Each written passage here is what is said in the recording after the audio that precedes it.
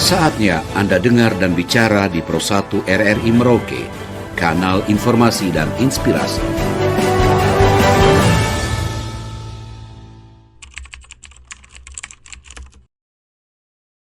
Karena kita tidak kayak lembaga pemerintahan yang syarat misalnya mau jadi lembaga independen seperti KPU, tes wawasan kebangsaan, tapi kita dalam konteksnya di situ orientasinya pemberdayaan, pembinaan gitu.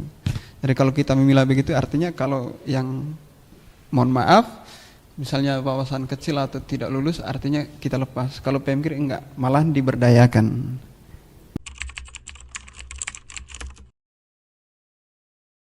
Ya, dalam konteks pembinaan di PMKRI yang pasti tenaga pasti terkuras, pikiran termasuk dan juga waktu. Nah, syarat-syarat administrasi itu tidak terlalu menyulitkan. Syarat administrasi itu surat keterangan perguruan tinggi yang pasti dia mahasiswa.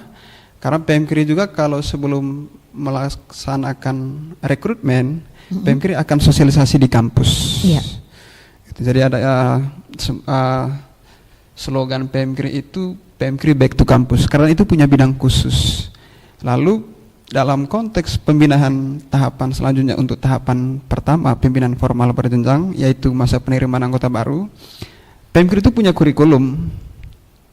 kurikulum seperti sekolah SD, SMP, SMA. Jadi setiap pembinaan PMKRI memiliki kurikulum dan dalam pelaksanaan pembinaan harus mengikuti kurikulum yang ada. Dari satu se-Indonesia PMKRI punya kurikulum yang sama. Jadi ada muatan materi di dalamnya, tapi yang pasti metodenya itu rujukan secara nasional, ada aksi, ada refleksi. Itu. Iya. Soal waktu itu tergantung metode apa yang dipakai. Bisa 4 hari, bisa 5 hari, bisa 7 hari. Kalau saya dulu masuk PMKRI 8 hari. Kami itu inklusif, terbuka untuk umum. Jadi yang pasti mahasiswa, tapi sasarannya itu lain atau bagian dari tujuan. Itu salah satunya adalah kalau di MPAB itu lebih memperkenalkan PMKRI terlebih dahulu. Jadi jangan heran kadang-kala kalau setiap kegiatan MPAB itu lebih banyak ceramahnya. Karena dia menceritakan apa itu PMKRI, bagaimana perjalanan PMKRI, dan kita masuk di PMKRI mana. Itu. Jadi kalau misalnya saya kuliah di Merauke, saya harus masuk di PMKRI cabang Merauke. Iya. Kalau sudah masuk di PMKRI cabang Merauke, itu tidak boleh masuk di cabang lain. Karena kita punya cabang per hari ini kurang lebih sekitar 85. Calon cabang itu ada 4, jajakan PMKRI itu sekitar 45. Jadi mendirikan sebuah cabang PMKRI juga cukup rumit dan cukup susah.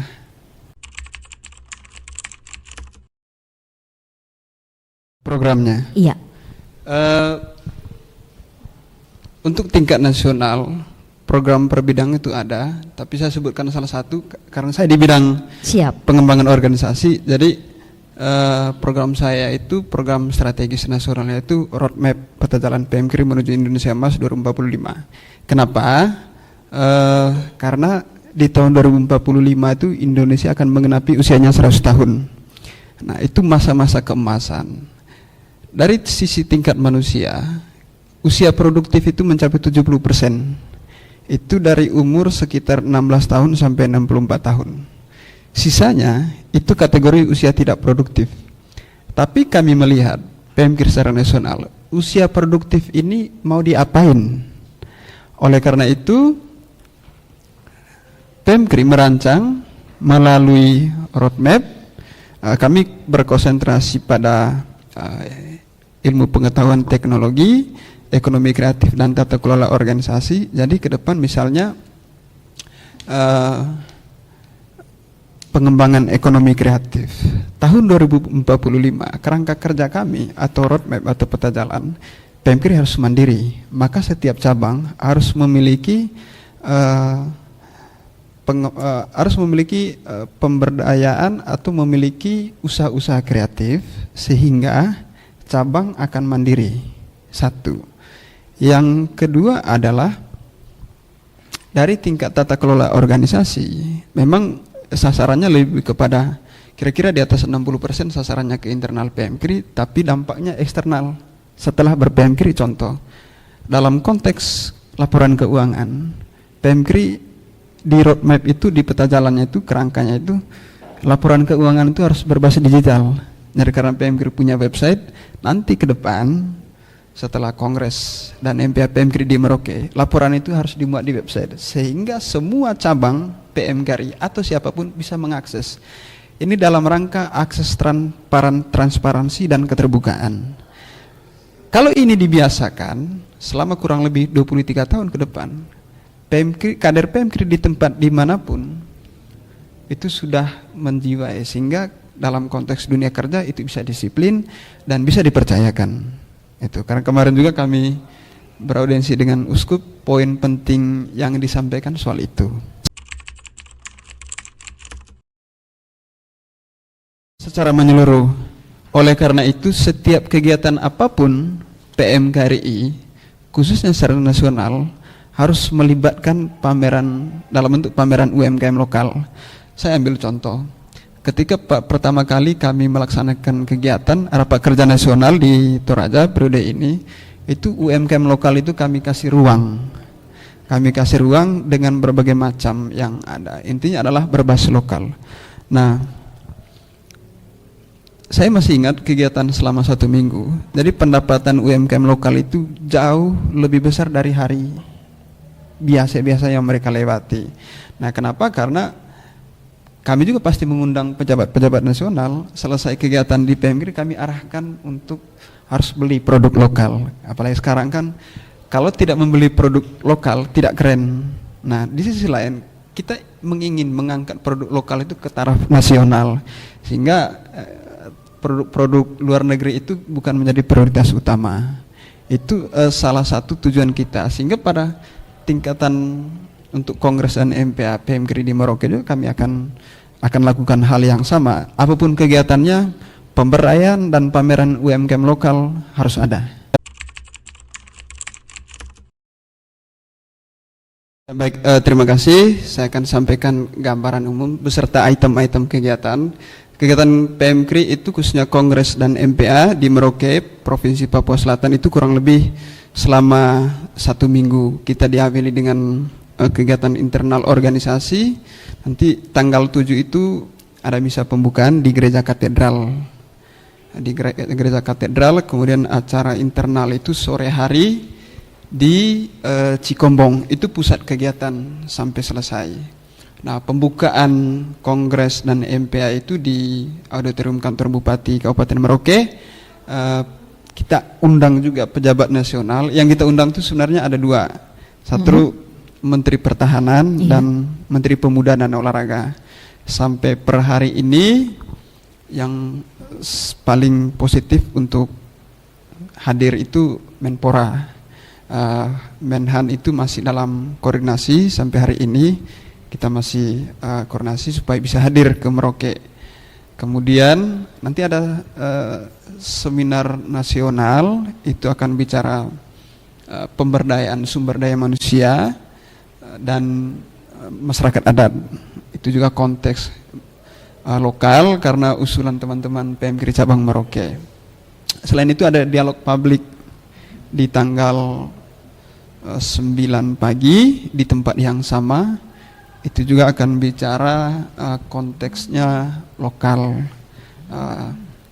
Di sisi lain PMKRI akan bicara pembangunan nasional berwawasan ekologis. Artinya karena khususnya di tanah Papua ini ada penambahan provinsi, otomatis pasti akan ada pembangunan, tetapi PMKRI memberikan warning harus mempertimbangkan dari sisi ekologisnya, artinya pembangunan yang ramah lingkungan.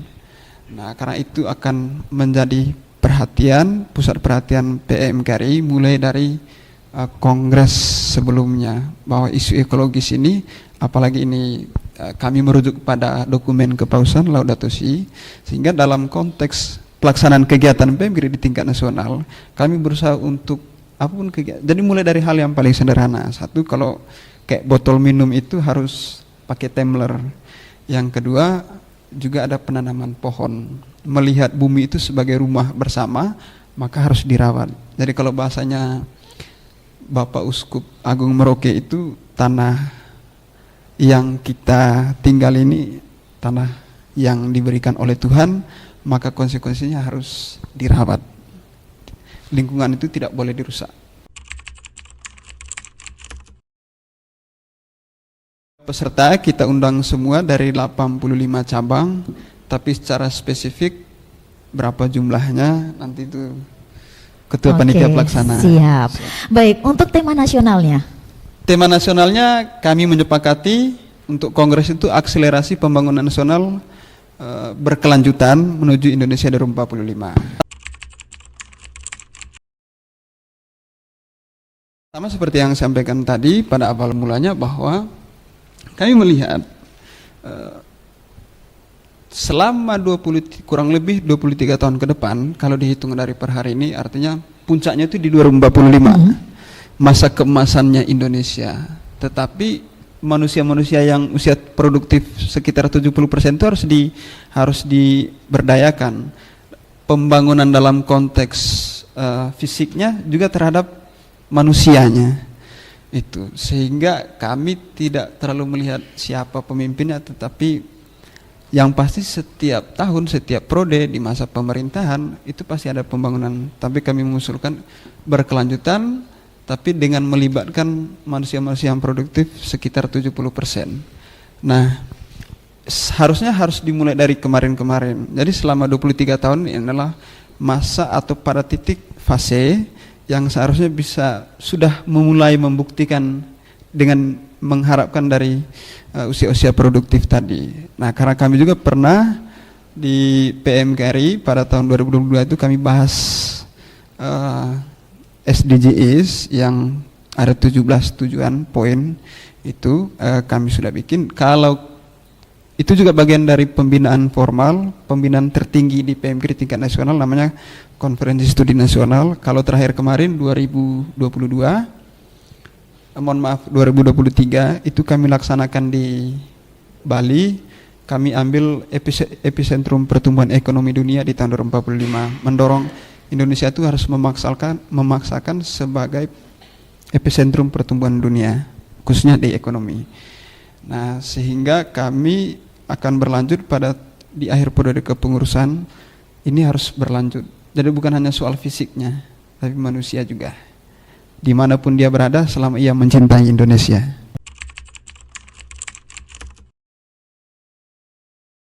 Kalau soal itu, kalaupun sudah lulus kuliah, tetap masih menjadi anggota PMKRI. Jadi jenis-jenis keanggotaan PMKRI itu lebih dari satu. Masa keanggotaan kita untuk mendapatkan hak penuh itu 11 tahun.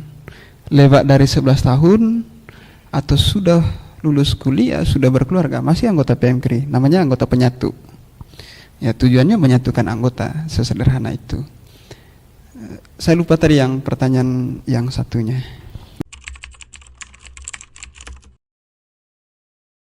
Ada target. Setiap item pembinaan formal berjenjang itu ada targetnya. Satu,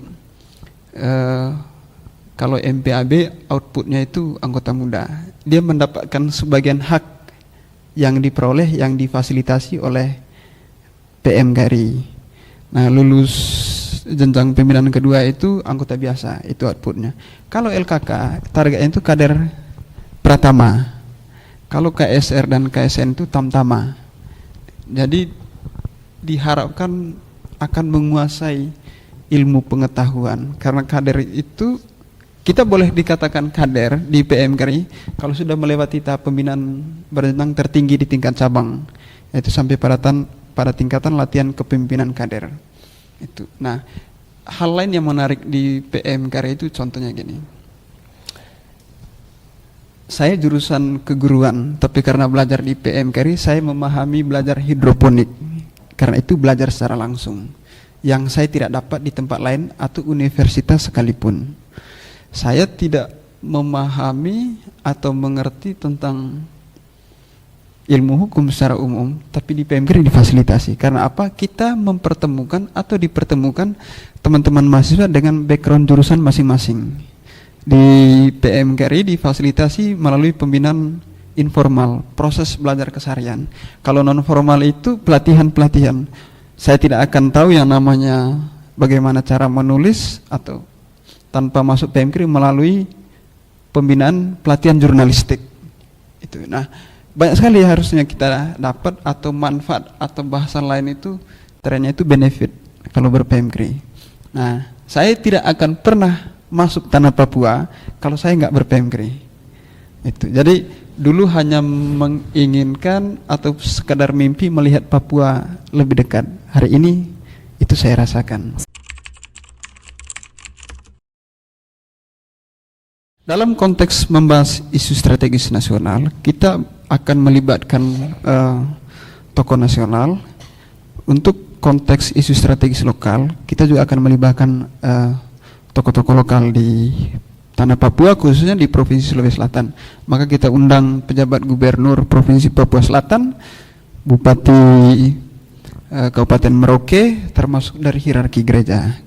Dalam hal ini adalah Keuskupan Agung Merauke. Jadi nanti Gereja Katolik akan membicarakan pembangunan nasional yang berwawasan ekologis, harus memperhatikan sisi lingkungan, tidak boleh merusak. Itu. Nah, dari pemerintah provinsi akan dia bicarakan strategi dan kebijakan dalam rangka memperdayakan sumber daya manusia agar menjadi manusia yang bersumber daya. Itu.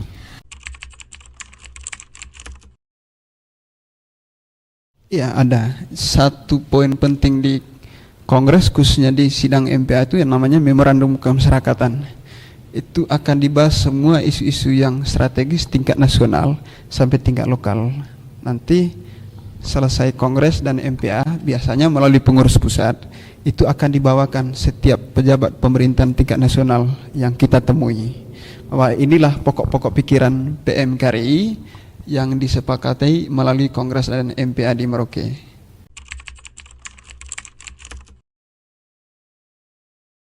Pasti akan ada solusi. Jadi saya sampaikan sekali lagi, solusinya itu melalui memorandum.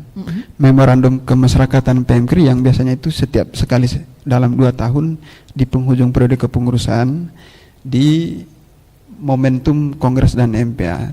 Bukan hanya sekedar solusi, tapi kita berawal dari latar belakang masalah berbasiskan fakta dan data. Nah, itu sudah menjadi pola, sudah menjadi kewajiban, sudah menjadi kebiasaan di PMKRI.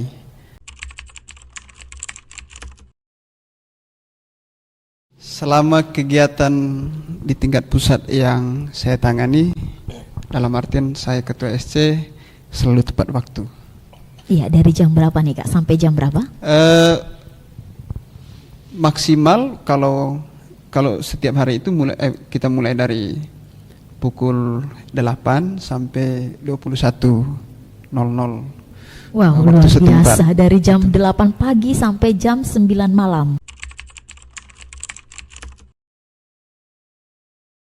Dalam konteks panitia pengarah, kita selalu berkoordinasi kerjasama. Jadi per item bidang kita bagi dari tingkat panitia pengarah itu, sehingga kebutuhan dalam konteks panitia pengarah itu bersinergi atau koneksi dengan panitia pelaksana. Tapi yang pasti kesiapan dalam rangka kegiatan Kongres dan MPA, satu, kesehatan harus terjaga supaya bisa mengikuti kegiatan dengan baik dari awal sampai selesai dari seluruh rangkaian item kegiatan. Yang kedua juga adalah kita selalu menyediakan jam kegiatan jam istirahat secukupnya. Tapi karena saya sudah kurang lebih 3 hari di Merauke, saya selalu berkoordinasi dengan teman-teman panitia pelaksana dari sisi tim kesehatan juga, itu sudah disiapkan sehingga kalaupun pada saat di lapangan ada yang sakit itu langsung tertolong. Wow, luar biasa. Hanya kita tetap mendoakan di Merauke selama kegiatan harus dalam kondisi sehat. Oke. Ya. Kita punya harapan yang cukup besar untuk Provinsi Papua Selatan. Boleh nggak Papua Selatan itu menjadi daerah penyangga IKN walaupun dia lewat Sulawesi, sebagian khususnya Sulawesi Selatan. Artinya ini kan pembangunan IKN itu dalam konteks pembangunan yang berkeadilan Nusantara. Boleh nggak kita mendesain Merauke itu sama seperti Bogornya Jakarta? Kalau weekend orang tuh ke Bogor ke depan, kalau weekend tuh orang nggak hanya ke Makassar atau mentok di daerah-daerah sekitar yang paling dekat dari segi geografis, tapi harus masuk ke Merauke. Untuk itu kita sangat mengharapkan kekuatan apa yang ada di Provinsi Papua Selatan yang tidak ada di daerah lain, sehingga itulah alasan khusus sebagai minat orang datang ke Provinsi Papua Selatan. Kita akan sampaikan di Kongres secara khusus dan juga akan masuk pada pembahasan di sidang MPA. Itu kita akan sampaikan. Yang berikut adalah dalam konteks kegiatan Kongres dan MPA PMKRI di Merauke, nanti kita akan memaksakan juga seluruh delegasi cabang PMKRI Indonesia harus beli produk lokal. Jangan dulu pulang kalau uang masih ada di saku. Yang berikut adalah sebagai panitia pengarah kita akan menjamin kegiatan ini berjalan dengan lancar. Kalau pulang dari Merauke, semua mengatakan kami rindu tanah Papua.